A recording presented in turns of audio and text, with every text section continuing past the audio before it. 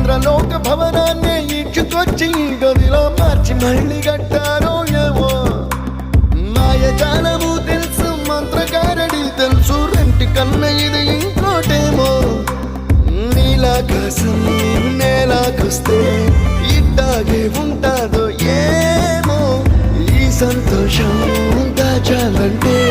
హృదయాలు ఓ వంద కావాలేమో ఇంతందంగా ఉంటుందా ఈ లోకం ఇన్నాళ్ళు ఈ మనసుకి తెలియాలేదే పాపం